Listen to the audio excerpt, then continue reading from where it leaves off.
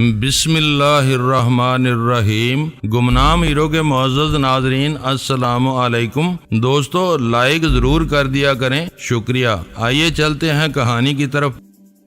ادھر دم نکلا، ادھر دماغی طور پر حاضر ہو گیا۔ موت کتنی بے رحم اور اذیت ناک ہوتی ہے، یہ میں دشمنوں کے اندر رہ کر بارہا خود کو مرتے دیکھ کر محسوس کر چکا ہوں۔ میں آئینے کے سامنے سر جھکائے بیٹھا تھا، ابھی میک اپ ادھورا تھا، پارس تک پہنچنے کی لگن میں سب کچھ بھول گیا تھا، لیکن بری طرح ناکامی ہوئی تھی۔ اب پارس اول کے اطراف کوئی ایسا نہیں تھا جس کے دماغ میں مجھے جگہ ملتی۔ سونیا کی پیشن گوئی درست لگ رہی تھی۔ مجھے ضد ہو گئی تھی جب تک پارس کے پاس نہیں پہنچوں گا، سونیا کے دماغ میں نہیں جاؤں گا۔ ویسے بھی اسے رابطہ قائم کرنے کا کوئی فائدہ نہیں تھا، وہ مجھے پارس سے دور رکھنا چاہتی تھی، لہٰذا وہاں تک پہنچنے کا ذریعہ نہیں بن سکتی تھی۔ میں اپنا میک اپ مکمل کرتے ہوئے سوچنے لگا، ایک در بند ہوتا ہے، ہزاروں در کھلتے ہیں، مجھے ہزار نہیں ایک اور در یا دماغ چاہیے، ورنہ ہزار دروازے کھولنے کے لیے کسی وقت بھی استنبول پہنچ سکتا ہوں۔ اس بار میں نے بڑی محنت سے میک اپ کیا، مجھے اسی میک اپ میں کچھ عرصہ یہاں رہنا تھا۔ کمرے میں میرا سامان بکھرا پڑا تھا، میں نے ایک اٹیچی میں پہننے کے لیے کچھ جوڑے اور ضروری سامان رکھا، جیب میں 2000 اور اٹیچی میں 20,000 روپے رکھے، پھر چپ چاپ کاٹیج کے پچھلے دروازے سے نکل گیا۔ کاٹیج کے سامنے رانا پرتاپ کا ڈرائیور میرا انتظار کر رہا تھا۔ رات کے 10 بجے تھے۔ شملہ کے ہوٹل اور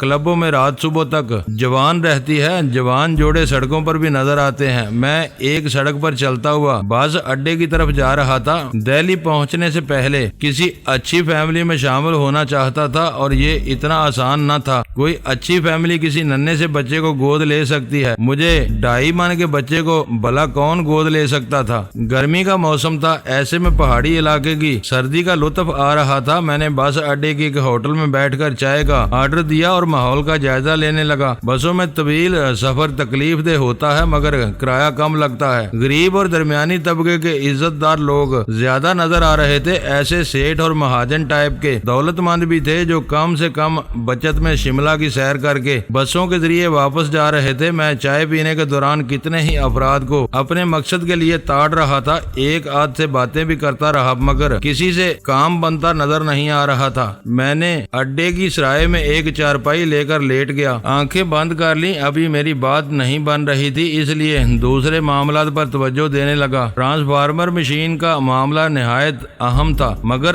2 عدد پارس کی موجودگی نے مشین کے اہم معاملے سے میری توجہ ہٹا دی تھی۔ ایسے ہی وقت شبہ ہوتا تھا کہ کہیں یہ دشمنوں کی چال تو نہیں ہے۔ میں روزانہ کے پاس پہنچا، اس کی سوچ نے بتایا اس کے چہرے کی سرجری ہونے والی تھی، مگر نہ ہو سکی۔ عین وقت پر پتا چلا کہ سرجری کے لیے اس پر نیم بے ہوشی طاری کر کے ترمیمی عمل کیا جا رہا ہے۔ بھائی اپنی بہن کے دماغ میں موجود تھا، اس نے ترمیمی عمل کو ناکام بنا دیا، پھر سرجری کرنے والے ڈاکٹر کو ایسی سزا دی کہ کلینک میں زلزلہ آ گیا۔ وہ ڈاکٹر مسلسل دماغی جھٹکے کھا کر تقریباً دماغی توازن کھو بیٹھا ہے۔ اب دوسرے ڈاکٹر کی خدمات حاصل کی گئی ہیں، دوسری صبح اس کے بگڑے ہوئے چہرے کو بنایا جائے گا۔ میں روزانہ کے دماغ میں چپ چاپ یہ باتیں معلوم کر رہا تھا۔ ایسے ہی وقت بھائی آرمر کی آواز سنائی دی۔ آرمر کا لبو لہجہ تھا، اشار پر اس کے لہجے میں بول رہا تھا۔ اس نے بہن سے پوچھا، تمہارے اس کاٹیج میں کوئی آیا تھا یا کسی نے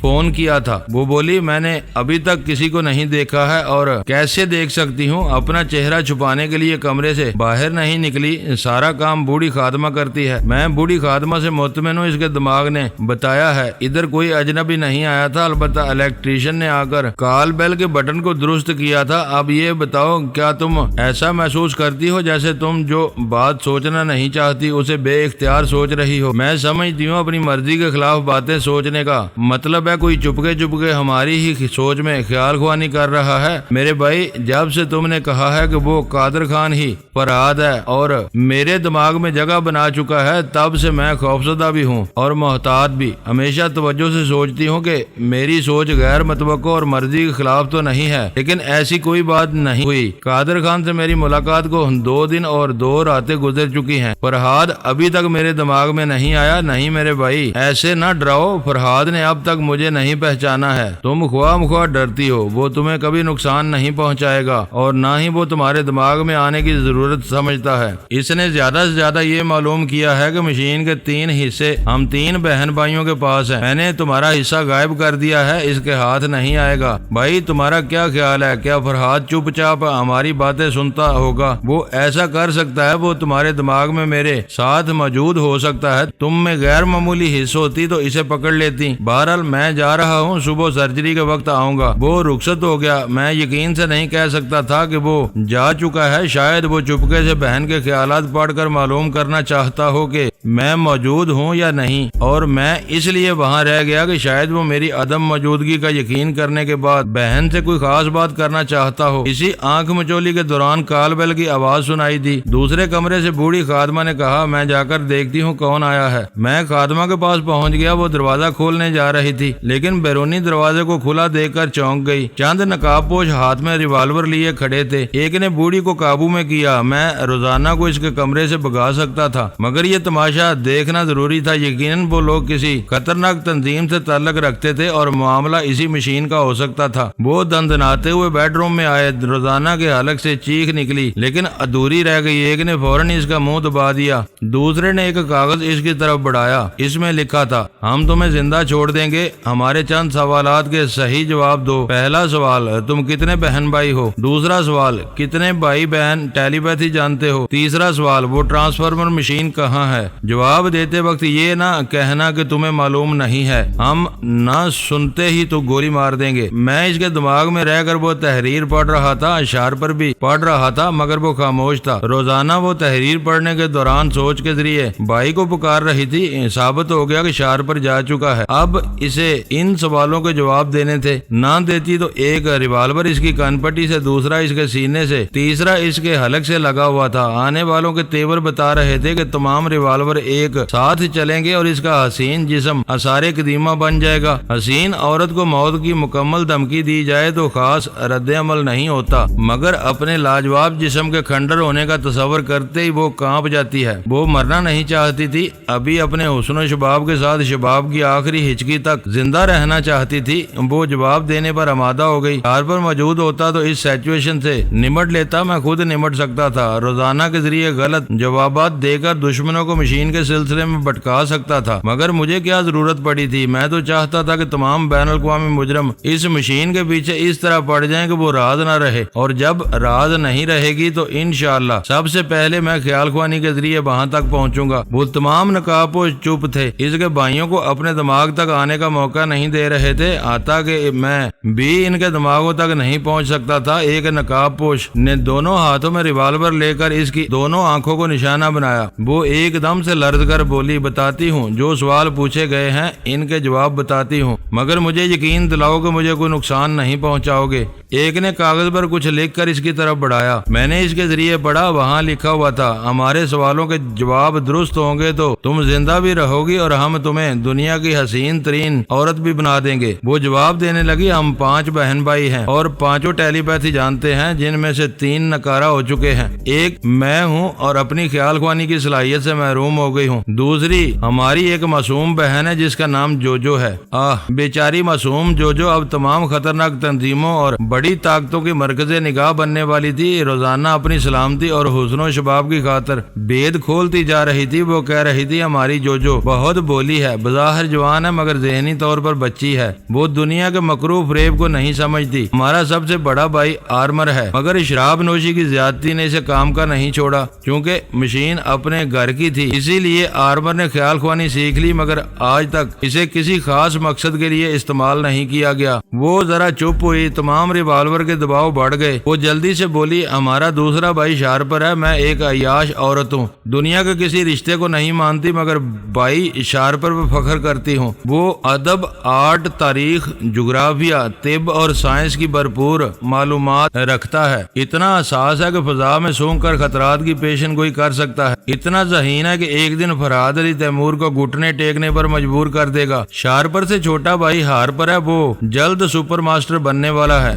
एक नकाबपोश ने तहरीरी सवाल किया, अपनी बहन और भाइयों के मुकम्मल पते बताओ। रोजाना ने कहा, शारपर और हारपर तक कोई नहीं पहुंच सकता, अलबत्ता जोजो और आर्मर का पता बता रही हूँ। इसने वजाहत की कि किस तरह तीनों बहन भाई तनवीमी अमल के जरिए एक दूसरे का लबो लहजा और पता ठिकाना भूल चुके हैं, मगर इस कम वक्त ने जोजो और आर्मर का पता बता दिया। फिर इसने मशीन के बारे में कहा, वो मशीन मुकम्मल नहीं है, इसके 3 हिस्से कर दिए गए हैं, एक हिस्सा शारपर, दूसरा हिस्सा हारपर और तीसरा हिस्सा मेरे पास था, लेकिन मेरा हिस्सा भाई शारपर ले गए हैं। इन्हें खदशा है कि फरहाद मेरे दिमाग तक पहुंच चुका है, इसलिए अब 2 हिस्से भाई शारपर के पास और एक हिस्सा भाई हारपर के पास है। रोजाना ने तमाम बातें खुलकर बता दी, मगर ये ना बता सकी कि वो तीनों हिस्से कहाँ छुपा कर रखे गए हैं। एक नकाबपोश ने तहरीर के जरिए कहा, तुम्हारी बातों में सदाकत की झलक है, इसके बावजूद जब तक तस्दीक नहीं होगी हम तुम्हें यरगमाल बनाकर रखेंगे, लिहाजा हमारे साथ चलो। वो उसे गन पॉइंट पर ले जाने लगे, मैं वहाँ से आ गया। इनके साथ लगे रहने की जरूरत नहीं थी, वो लोग इसे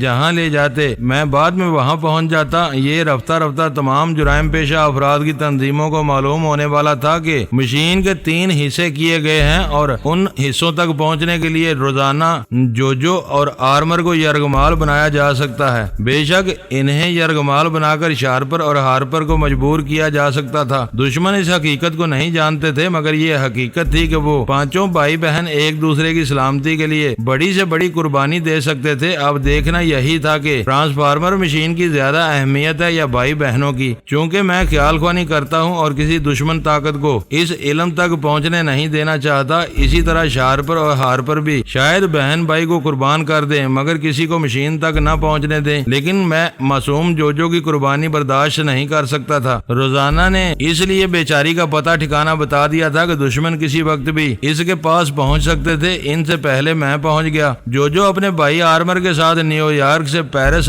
जाना चाहती थी। मैंने आर्मर को ट्रैप किया, इसे इस बात पर कायल किया कि शारपर, हारपर और रोजाना पर कोई उफ्ताद आएगी तो दुश्मन सीधे जोजो तक पहुंचेंगे, लिहाजा इन्हें अपना नाम और पता बदल कर सफर करना चाहिए और इस सफर का इख्तिताम इस्तांबुल में होना चाहिए। जब भी जोजो की हिफाजत के लिए माकूल तदबीर समझ में आती, तमाम बहन भाई और इस पर जरूर अमल करते थे। आर्मर भी कायल हो गया। इसने फौरन ही मखसूस जराए इस्तेमाल किए और भाइयों से राब्ता कायम करने के बाद कहा, मेरे दिमाग में आप खतरे का एहसास पैदा हो रहा है, मैं अपना और जोजो का नाम बदल कर सफर करना चाहता हूँ। शारपर ने कहा, खतरा महसूस हो रहा है तो घर से नहीं निकलना चाहिए। आर्मर ने कहा, मुझे यूं लगता है कि हम पर इसी घर में मुसीबत आएगी। मेरा मशवरा है कि तुम रोजाना के पास जाकर इसकी खैरियत मालूम करो। मैं थोड़ी देर पहले इसके पास था, वो बेखैरियत है। बाज औकात एक साथ के बाद खैरियत नहीं रहती। मेरी तसल्ली के लिए इसके पास जाओ। अच्छा, मैं अभी आता हूँ। उधर शारपर रुखसत हुआ, इधर मैं रोजाना के पास पहुँच गया। इसके दिमाग पर शारपर अपने भाई आर्मर के लहजे में हैरानी से पूछ रहा था, ये तुम कहाँ पहुँच गई हो? वो भाई की आवाज सुनते ही रोने लगी। इसने बताया कि बदमाशों ने इसके साथ कैसा सलूक किया है और इसने इस तरह मजबूर होकर जोजो और आर्मर का पता बता दिया है। शारपर ने कहा, मैं अभी तुम्हारे पास आऊंगा, पहले जोजो की हिफाजत जरूरी है। इसने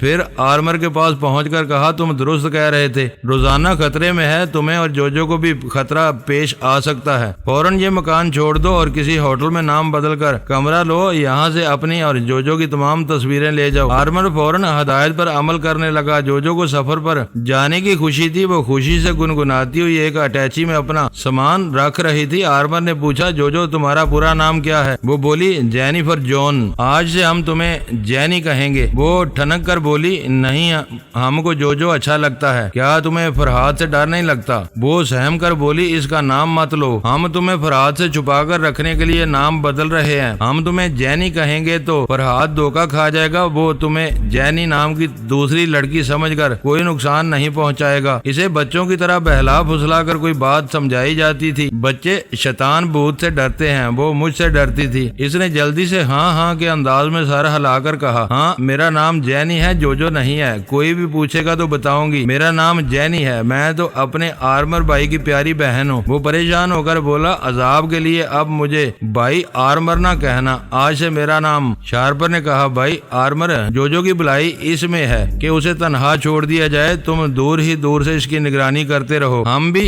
اس کا دن رات خیال رکھیں گے۔ اس طرح جوجو کی بھلائی کیسے ہوگی؟ اسے تنہا رہ کر زندگی گزارنا آئے گی۔ یہ بات بات پر بچوں کی طرح تمہاری محتاج نہیں رہے گی۔ سب سے اہم بات یہ ہے کہ یہ ہمارے حوالے سے پہچانی نہیں جائے گی۔ کوئی اسے ہماری بہن سمجھے گا، نہ ہی کوئی اس سے دشمنی کرے گا۔ ہارپر نے اپنے بھائی شارپر کی تائید کی۔ میں نے آرمر کو قائل کر دیا۔ اس نے کہا اچھی بات ہے، یہ جسمانی طور پر دور رہے گی مگر ہم تمام بھائی اس کے دماغ میں آتے جاتے رہیں گے۔ وہ جو دور نہیں رہنا چاہتا تھا مگر اس بالغ بچی میں خود اعتمادی پیدا کرنے اور دشمنوں سے محفوظ رکھنے کے لیے اسے گھر سے ہوٹل لے گیا۔ اسے سمجھانے لگا، جینی آج سے تم دلیر لڑکی ہو، تنہا زندگی گزارو گی، کوئی مشکل پیش آئے گی تو فوراً خیال خوانی کے ذریعے ہم سے رابطہ قائم کرو گی۔ میں دلیر ہوں مگر رات کو ڈر لگتا ہے۔ رات بھی دن جیسی ہوتی ہے، فرق یہ ہے کہ رات کو سورج نہیں ہوتا مگر دنیا وہی ہوتی ہے، لوگ وہی ہوتے ہیں۔ تمہارے پاس ٹیلی پیتھی جیسا نادیدہ ہتھیار ہے، کوئی تمہیں ڈرائے گا تو تم اس کی کھوپڑی میں زلزلہ پیدا کر سکتی ہو۔ وعدہ کرو جو ہدایت تمہیں دے رہا ہوں ان پر عمل کرو گی، میں وعدہ کرتی ہوں۔ تم بہت اچھی لڑکی ہو، خیال خوانی ہمیشہ تنہائی میں کیا کرنا تاکہ کسی کو شبہ نہ ہو کہ تم ٹیلی پیتھی جانتی ہو۔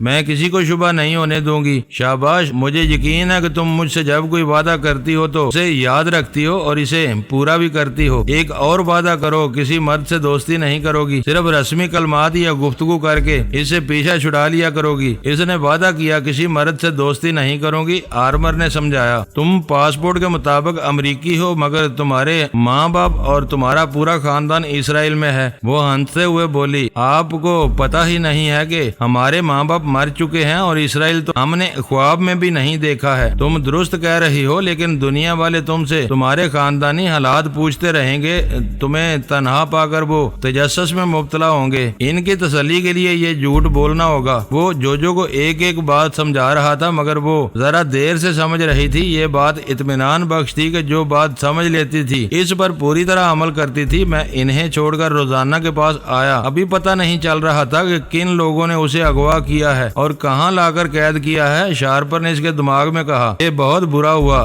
تمہیں یہاں لانے والے یقیناً شین کا مطالبہ کریں گے۔ روزانہ نے کہا، بھائی وہ لوگ بڑے ظالم ہیں، مجھے مار ڈالیں گے۔ میں مارنے سے انہیں کچھ نہیں ملے گا کیونکہ وہ حصہ اب تمہارے پاس نہیں رہا۔ ایک بات یاد رکھو، وہ تمہیں فی الحال زندہ رکھیں گے۔ جوجو اور آرمر کو بھی یہاں لانے کی کوشش کریں گے۔ وہ سمجھتے ہیں میں 2 بہنوں اور 1 بھائی کا قتل برداشت نہیں کروں گا۔ تم تینوں کی جان بچانے کے لیے مشین ان کے حوالے کر دوں گا۔ کیا تم ایسا کرو گے؟ میرے جیتے جی وہ مشین کسی کے ہاتھ میں نہیں جائے گی۔ میں اس کا مطلب ہے کہ ہم تینوں بھائی بہن مر جائیں گے۔ میں دشمنوں کو جوجو اور آرمر تک پہنچنے نہیں دوں گا۔ کیا تم نے انہیں چھپا دیا ہے؟ یہ سوال نہ کرو ورنہ اس کا جواب دشمنوں کے سامنے اگل دو گی۔ وہ مجھ پر ظلم کریں گے، کرنے دو، انہیں یقین آ جائے گا جو معلومات انہیں فراہم کر چکی ہو اس سے زیادہ نہیں جانتی ہو۔ بھائی پلیز مجھے کسی طرح یہاں سے نکالو۔ اس کا انحصار تمہاری چلاکی اور حاضر دماغی پر ہے۔ اپنے پاس آنے والوں کو کسی طرح بھی بولنے پر مجبور کرو۔ جب تک ان میں سے کسی کے دماغ میں جگہ نہیں ملے گی میں کچھ نہیں کر سکوں گا۔ میں نے روزانہ کی سوچ سے معلوم کیا وہ 8:30 بجے اپنے گھر سے اغوا کی گئی تھی اور 8:45 بجے وہاں لا کر قید کی گئی تھی۔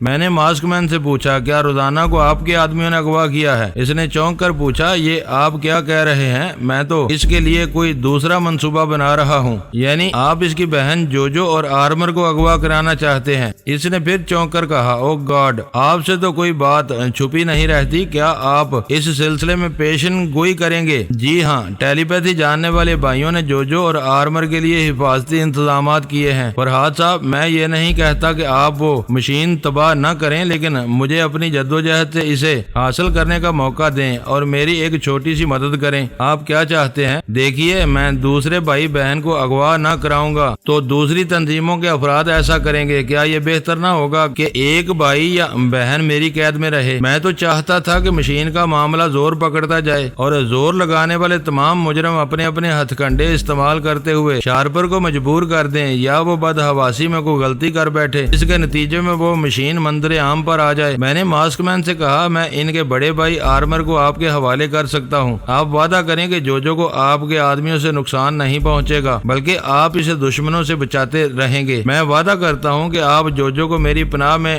دے دیجئے گا۔ جوجو کسی کی پناہ میں نہیں رہے گی، وہ ایک معصوم لڑکی ہے، اسے دنیا کی مکاریوں سے الگ ایک آزاد زندگی گزارنے دیجئے۔ میں نے اسے آرمر کا پتہ بتا دیا۔ وہ بولا جناب ابھی دہلی کے پاس رانا پرتاپ نے مجھے اطلاع دی ہے کہ آپ شملہ کے کاٹیج سے اچانک غائب ہو گئے ہیں۔ کیا آپ کو ہم پر اعتماد نہیں رہا؟ جب دو دوستوں کے مفادات ٹکرا جائیں تو کسی ایک کو ضرور نقصان پہنچتا ہے۔ ان حالات میں احتیاط لازمی ہے، اس لیے روپوش ہو گیا ہوں۔ کوشش کروں گا کہ ہندوستان میں آپ سے کوئی مدد حاصل نہ کروں۔ آپ کی دوستی سے پہلے میں خود پر زیادہ بھروسہ کرتا تھا، اور خود پر اعتماد کرنا، دوسروں پر تکیہ نہ کرنا اچھی بات ہے۔ نہیں فرہاد صاحب، نہیں، آپ کو ناراض کر کے میں ایک اچھے دوست سے محروم نہیں ہونا چاہتا۔ میں مشین کے اصول سے باز آ جاؤں گا، آپ کا اعتماد ہر حال میں حاصل کروں گا۔ آپ جذبات میں آ کر یہ فیصلہ نہ کریں، وہ مشین دنیا کی سب سے حیرت انگیز اور غیر معمولی ایجاد ہے۔ اس کے ذریعے کوئی بھی شخص یا کوئی بھی ملک ساری دنیا پر فرعون بن کر حکومت کر سکتا ہے۔ جب اسے دوسرے حاصل کرنا چاہتے ہیں تو آپ کیوں نہ کریں؟ بائی دی وے، یہ میرا فیصلہ ہے، جب تک وہ مشین کہیں ٹھکانے نہیں لگے گی میں کسی پر بھروسہ نہیں کروں گا، لہٰذا آپ اپنی کوششیں جاری رکھیں۔ اچانک میری خیال خوانی کا سلسلہ ٹوٹ گیا۔ میں بس اسٹاپ کے جس سرائے میں آرام سے لیٹا ہوا تھا وہاں بھگدڑ مچ گئی تھی، جیسے زلزلہ آ گیا ہو۔ میں ہڑبڑا کر اٹھ بیٹھا، ٹھائیں سے گولی چلنے کی آواز سنائی دی۔ میں چارپائی سے اچھل کر فرش پر آیا، پھر وہاں سے لڑکتا ہوا ایک دیوار کی آڑ میں پہنچ کر بیٹھ گیا۔ وہاں دو چار عورتیں اپنے بچوں کے ساتھ چھپی ہوئی تھی۔ میں نے پوچھا یہ کیا ہو رہا ہے؟ ایک عورت نے گھور کر کہا گولیوں کی آواز سنائی نہیں دیتی، اسے فائرنگ کہتے ہیں۔ ایک شخص بھاگتا ہوا آیا، پھر ایک کونے میں دبک کر پھولن دیوی ہے، پھولن دیوی، بھگوان تو ہی اس کالی بلا سے بچا سکتا ہے۔ میں نے بے یقینی سے کہا پھولن دیوی تو بہار اور یوپی کے علاقوں میں واردات کرتی ہے، وہ اس پہاڑی علاقے میں کیوں آئے گی؟ ایک عورت نے کہا بزدل ہم سے کیا پوچھتے ہو، پھولن سے جا کر پوچھو۔ میں نے کہا اے خبردار، مجھے بزدل نہ کہنا،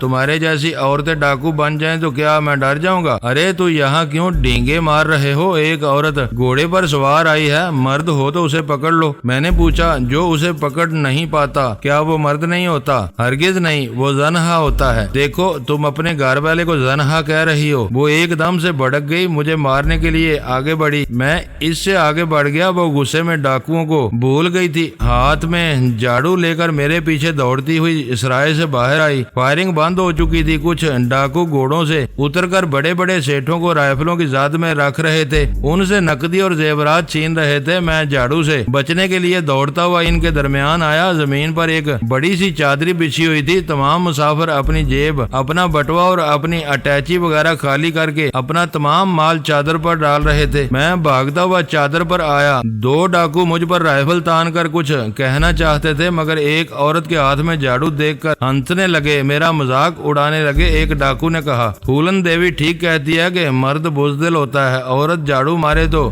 یوں دم دبا کر بھاگتا ہے جیسے وہ توپ چلا رہی ہو۔ تمام لوٹنے والے کہے لگانے لگے اور لوٹنے والے سہمے ہوئے تھے۔ میں نقدی اور زیورات کو رونتا ہوا انہیں ٹھوکروں سے اڑاتا ہوا جھاڑو والی کو تیش دلاتا جا رہا تھا۔ وہ میری طرف لپکتی جا رہی تھی۔ اس دوران میں نے ایک بھرپور جوان عورت کو دیکھا، وہ پتلون شرٹ اور سویٹر پہنے گھوڑے پر سوار تھی اور بے اختیار ہنستے ہوئے ہمارا تماشا دیکھ رہی تھی۔ اس نے جھاڑو والی عورت سے کہا اری او چھبیلی، تو ایک جھاڑو مار کے دکھائے گی تو ہم تیرے کو سونے کا کنگن دیں گے۔ وہ جھاڑو کو سر سے بلند کیے بڑی تیزی سے آئی۔ میں عین وقت پر ہٹ گیا۔ جھاڑو ایک ڈاکو کے منہ پر پڑی۔ وہ تل ملا کر عورت کو مارنا چاہتا تھا۔ گھوڑ سوار عورت نے للکار کر کہا خبردار، او کا نہ مارنا، کھیل تماشے میں ایسا ہو جاوت ہے۔ مگر جھاڑو والی کو ہوش آ گیا تھا۔ پہلے غصے اور جنون میں مجھے مارنے کے لیے دوڑتی رہی تھی جیسے اس پر دورہ پڑ گیا ہو۔ اب ڈاکو نے اسے پکڑ کر مارنا چاہا تو اچانک ہوش میں آ گئی، اس کے ہاتھ سے جھاڑو گر گئی۔ میں نے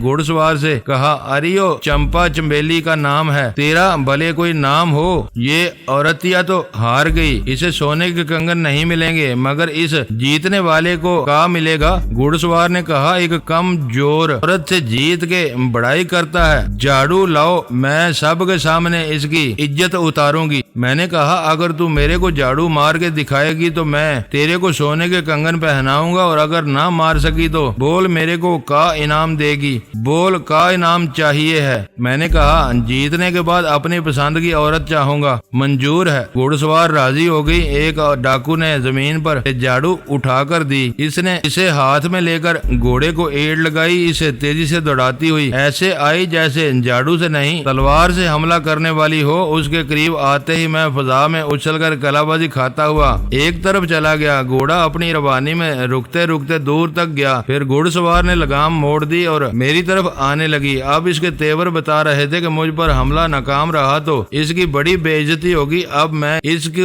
عزت رکھنے کے لیے جھاڑو تو کھا نہیں سکتا تھا۔ میں نے بڑی پھرتی سے اس کے حملے کو ناکام بنایا۔ گھوڑا اسی طرح دوڑتا ہوا دور جا کر پلٹنے لگا۔ میں نے کہا کتنے افسوس کی بات ہے، بندوق چلانے والے ہاتھ جھاڑو نہیں چلا سکتے۔ وہ ڈاکوؤں کی رانی سردار تھی، اپنی توہین برداشت نہ کر سکی، یک بار کی جھاڑو پھینک کر ریوالور نکال لیا۔ میں نے ہاتھ اٹھا کر کہا گولی چلانے سے پہلے سن لے، میں مر گیا تو سمجھ لے مر ہی گیا، اگر زندہ رہ گیا تو تیرے کو بگا کے لے جاؤں گا۔ وہ حقارت سے ایک طرف تھوکتے ہوئے بولی، عورتوں کو بگا کے لے جانے والے اور ان کی عزت سے کھیلنے والے کتوں کے لیے میں نے پھولوں کی سیج چھوڑ دی، گھوڑے کی پیٹھ پہ بیٹھ گئی، پوجا کی تھال چھوڑ دی، ہاتھ میں بندوق پکڑ لی، دیکھ آخری بار دیکھ میرا نشانہ کتنا سچا ہے۔ یہ کہتے اس نے گولی چلائی۔ میں اس کی کھوپڑی میں رہ کر سمجھ گیا تھا کہ نشانہ سچا ہے، گولی یقیناً میری طرف آئے گی، اس سے ذرا پہلے ہی ہٹ گیا۔ اس نے ایک دم سے بفر کر گھوڑے کو ایڑ لگائی، اسے دوڑاتے ہوئے مجھ پر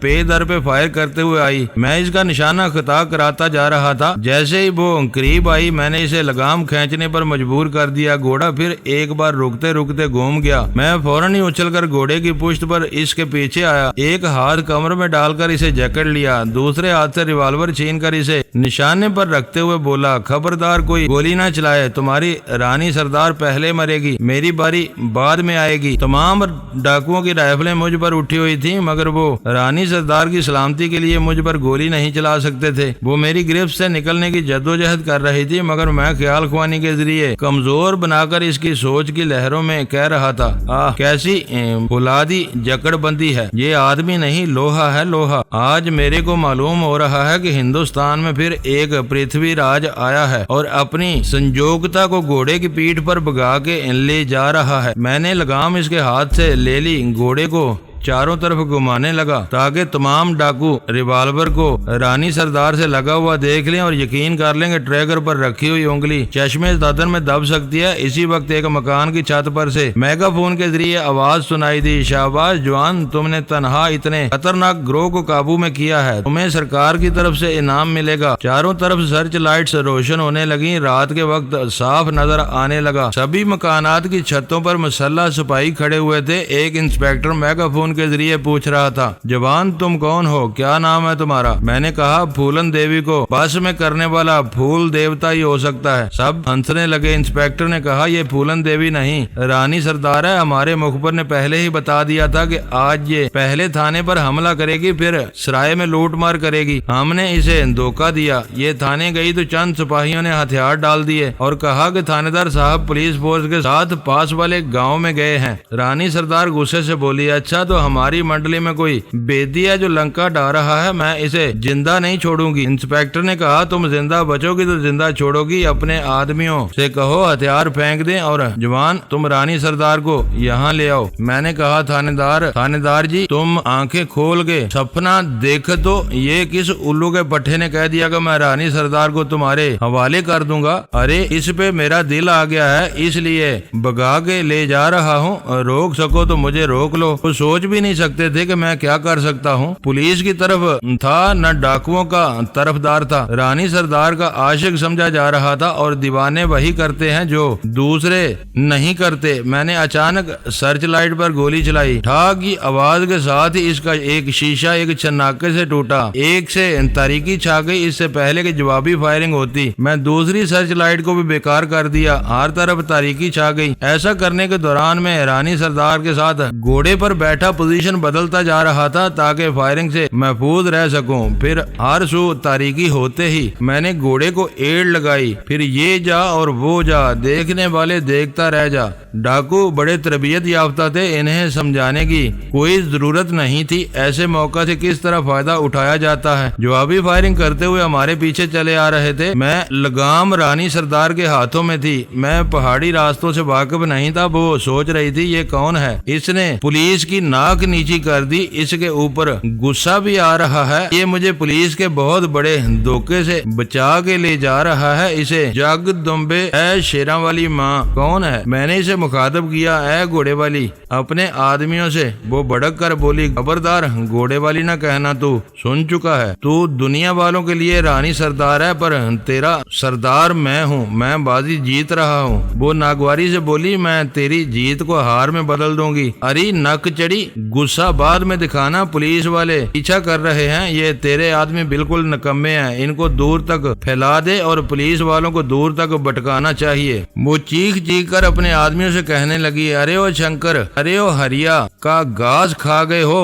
پولیس کو بٹکاؤ۔ ہمارے گھوڑے تیز رفتاری سے دوڑ رہے تھے، ان کی ٹاپیں دور تک گونج رہی تھیں۔ شنکر نے چیخ کر جواب دیا، رانی سردار، ہم ابھی پولیس کو بٹکائے دیں گے، پر آپ کی رکشا حفاظت کرنا ہمارا دھرم ہے۔ پتہ نہیں یہ آدمی آپ کو کہاں لے جانا چاہتا ہے۔ وہ بولی، میری چنتا فکر نہ کرو، پولیس سے پیچھا چھڑاؤ۔ حکم کی تعمیل کرنے لگے، چار چار کی ٹولیوں میں مختلف راستے اختیار کرنے لگے۔ اب پولیس والوں کے لیے مسئلہ تھا، اگر وہ بھی مختلف راستوں پر جاتے تو رانی سردار ہاتھ سے نکل جاتی، اور رانی سردار کا تعاقب کرتے تو مختلف راستوں پر جانے والے ڈاکو گھوم کر پیچھے سے آتے اور فائرنگ کرتے۔ اس طرح پولیس پارٹی بیچ میں پھنس جاتی۔ وہ پھنسنا نہیں چاہتے تھے، اس لیے پولیس کی مختلف ٹولیاں مختلف سمتوں میں ان کا تعاقب کرنے لگیں۔ اس نے پوچھا، تم کون ہو؟ میں ایک پولیس افسر ہوں۔ وہ چونک کر بولی، جھوٹ، تو جھوٹ بولتا ہے، تو نے میرے لیے پولیس سے ٹکر لی ہے، وہ تو ایک ڈرامہ تھا، وہاں تو اپنے آدمیوں کی مدد سے بچ کے نکل جاتی، یہاں میں نے تیرا ہی حکم سنا کہ تیرے آدمیوں کو دوسری طرف بھیج دیا، اب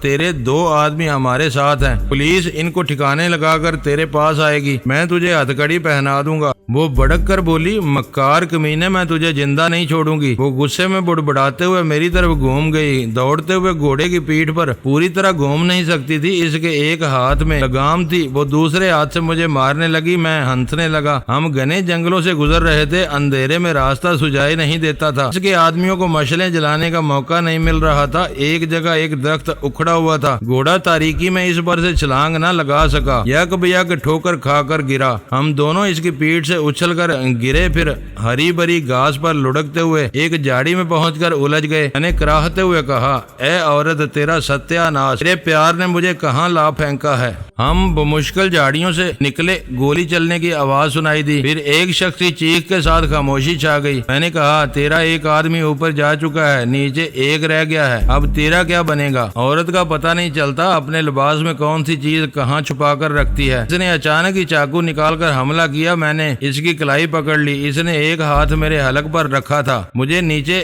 گرانے اور چاقو مارنے والے ہاتھ کی کلائی چھڑانے کی کوشش کر رہی تھی۔ میں نے پوچھا، میں بیٹھا ہوا اچھا نہیں لگتا کیا؟ زور لگا کے گرانا چاہتی ہے؟ میں اچانک لیٹ گیا، وہ زور لگانے کی جھونک میں مجھ پر اوندھی ہو گئی۔ میں نے خیال خوانی کے ذریعے چاقو نہیں چھڑایا، اس سے کہا، تیرے ہاتھ میں چاقو رہے گا مگر تو اسے استعمال نہیں کر سکے گی۔ اس نے جھنجھلا کر زور لگایا، پھر ایک بار گولی چلنے کے ساتھ کسی کی چیخ سنائی دی۔ میں نے کہا، تیرا دوسرا آدمی بھی گیا۔ اسی وقت ہم پر ٹارچ کی روشنی پڑی، انسپیکٹر کی آواز سنائی دی، جنگل میں منگل منا چکے، اب سیدھی طرح ہاتھ اٹھا کر کھڑے ہو جاؤ، کوئی چلاکی دکھائے گے تو گولی مار دوں گا۔ ہم اٹھ کر کھڑے ہو گئے، ٹارچ کی روشنی ہم پر پڑ رہی تھی اور وہ اندھیرے میں تھا۔ میں نے اس کی سوچ میں کہا، یہ ٹارچ پتھر پر رکھ کر دونوں کو ہاتھ کڑی پہنانا چاہیے۔ اس نے یہی کیا، یوں بھی دو ہاتھوں سے کتنے کام کر سکتا تھا، ریوالور بھی پکڑے رہنا چاہتا تھا، ہاتھ کڑی بھی پہنانا تھی اور ٹارچ کی روشنی بھی ضروری تھی۔ وہ ہمارے قریب آنے لگا، پتھر پر رکھی ہوئی ٹارچ کی روشنی میں ہم تینوں ایک دوسرے کو واضح طور پر دیکھ سکتے تھے۔ میں نے کہا، انسپیکٹر، تم سمجھتے ہو میں اس عورت کا آدمی ہوں، یہ عورت سمجھتی ہے میں پولیس کا آدمی ہوں، اور میں خود نہیں جانتا کہ میں کون ہوں، میری یادداشت گم ہو گئی ہے، میں پچھلی باتیں بھول گیا ہوں۔ یہ فلمی بکواس تھانے میں چل کے کرنا، ہاتھ بڑھاؤ۔ اس رانی سردار پہ دل آ گیا ہے، کیا اس کو بھی فلمی بکواس بولو گے؟ ہتھکڑی پگڑی پہنانے کے لیے اس کا ہاتھ پکڑنا چاہتا تھا۔ میں نے کہا خبردار، جو عورت مجھے پسند آ جاتی ہے اسے کوئی ہاتھ نہیں لگا سکتا۔ یہ کہتے ہی میں نے ریوالور والے ہاتھ پر ٹھوکر ماری، وہ ہاتھ سے نکل کر کہیں اندھیرے میں چلا گیا۔ میرا ایک گھونسا اس کے منہ پر پڑا، دوسرے گھونسے میں وہ زمین پر تھا، مگر ایسی جگہ جہاں رانی سردار کا چاقو پڑا ہوا تھا۔ وہ چاقو اٹھا کر مقابلے پر ڈٹ گیا۔ وہ حیرانی سے مجھے تک رہی تھی، خود دلیر تھی، مردوں کے مقابلے میں پیچھے نہیں ہٹتی تھی۔ اس وقت میرے ساتھ انسپیکٹر کی پٹائی کر سکتی تھی، مگر یہ سوچ رہی تھی کہ میں کیا چیز ہوں۔ ابھی پولیس افسر بن کر اسے پریشان کر رہا تھا اور ابھی پولیس انسپیکٹر سے مقابلہ کر رہا تھا۔ جب چاقو انسپیکٹر کے ہاتھ میں آیا تو وہ چونک گئی۔ اسے پہلی بار میری جان کی فکر ہوئی۔ اس نے بھی مقابلے کے لیے پینترا بدلتے ہوئے کہا، سرکاری ٹٹو، اس نے میری جان بچائی ہے، میرے جیتے جی تو اس کا کچھ نہیں بگاڑ سکے گا۔ دوستو ویڈیو کو لائک ضرور کر دیا کریں۔ ISI پاک آرمی زندہ باد، پاکستان پائندہ باد۔ معزز ناظرین، اپنا خیال رکھیے گا اور اپنے اس چینل کا بھی شکریہ۔